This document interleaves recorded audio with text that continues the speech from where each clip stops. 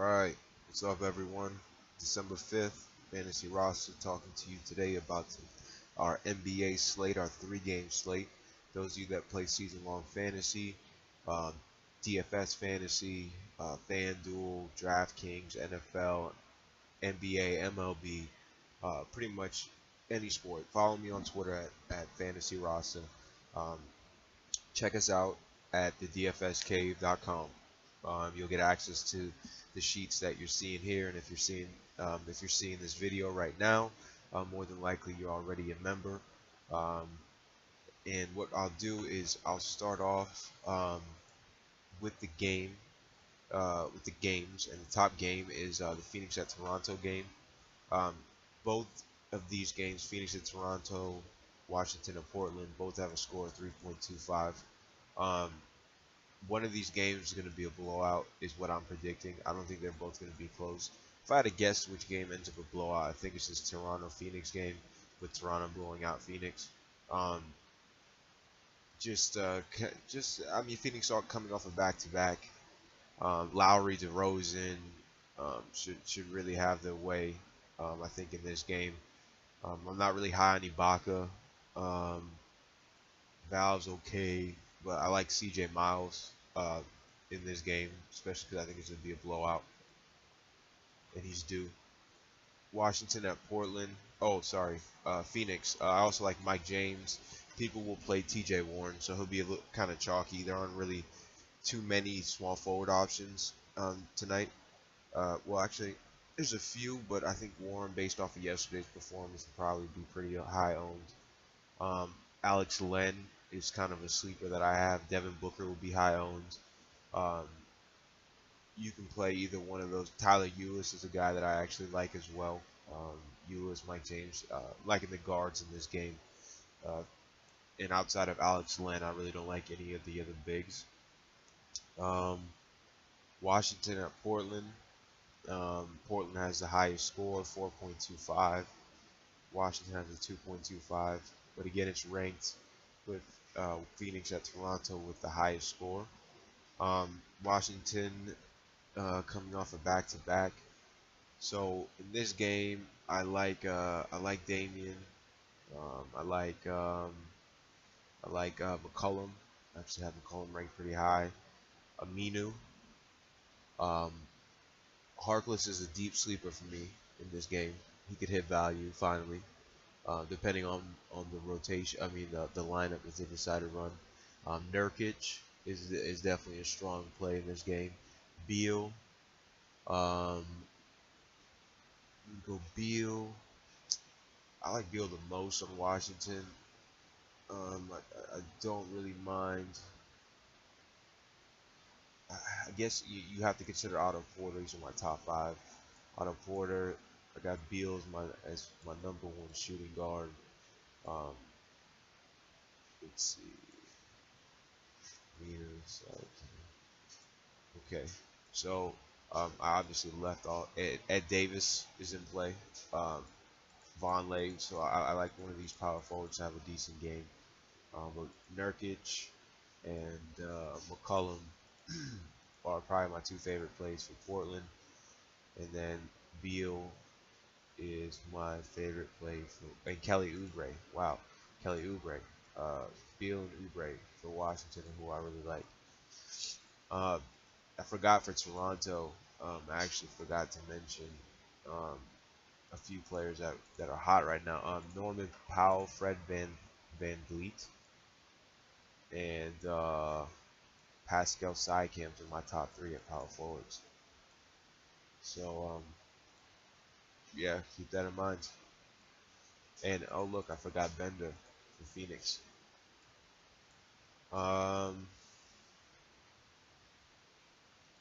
Utah at OKC. That's going to be the #3 game, the game that I like the least, that has a low score. Utah's got a score of 1, OKC has a score of 0. In this game, OKC with the score of 0, you want a superstar. Well, it's ironic. I've got Westbrook, Paul George, and Carmelo Anthony at the top of the point guard, small forward, and power forward position. Um, Melo and Paul George are gold and green, so I favor them a little bit more. I think they have a good chance of hitting value, and that's pretty much what this indicates. If you're looking at the colors and wondering what the hell that means, um, the colors are an indicator that I use just to kind of help me uh, categorize my players. So, for example, I may have seen a trend in these players, and I gave them a green highlighted box so that I know I spotted the trend. I like them. I'm boosting that player because of it. And then the bold means a second trend that I like, um, that I spotted. So if you see the bold with the green, that player is a stronger player. Len, Nurkic, you see go over here. Um, yeah, but I would definitely have exposure to this game, especially if one of these games turns into a blowout. This could end up being very valuable. I know the total on the game is low, um, but if it remains close, it could be a valuable game, especially in certain positions like power forward. Um, there aren't very many. I mean, people are probably going to play Markieff Morris, Serge Ibaka, and I'm actually not very high on either one right now. I'm not saying that they're out of the question, um, but I'm not extremely high on them. And you've seen a few of the players that I like. There's some hot players, or players that are trending up, I should say. I used to call them hot players. Sorry. Um, point guards, shooting guards. Here they are. Take a screenshot, write them down. Don't forget the other players here in bold. They're always in play. Norman Powell's a sneaky play here for Toronto. People might overlook. Thomas, Satoransky, Tim Frazier. So I hope this helps you guys out today. Um, Hopefully the rankings help you out. If you are using a projection site, one of my favorite sites to use is Fantasy Cruncher, as well as I used to use Roto Grinders lineup projector, but I don't really use it as often. So, like for example, if you're looking at this list and like, wow, this is a lot of options. The way that I use this, because I think the same way you are. Like, wow, these are a lot of plays.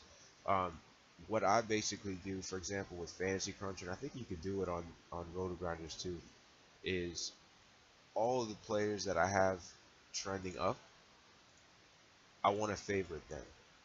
I want to favor them over other players. So I want to make sure that they have some kind of importance. So like on Fantasy Cruncher, you can give them like a thumb. Like you can give them up to 3 thumbs.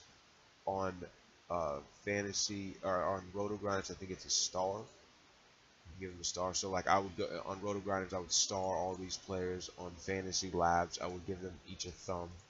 Um, I would give all my players a thumb here, in the top 6. Um, or any player that's in green, I would give them a thumb. Any player that's bold gets a thumb. And then you want to focus your ownership on this group of players.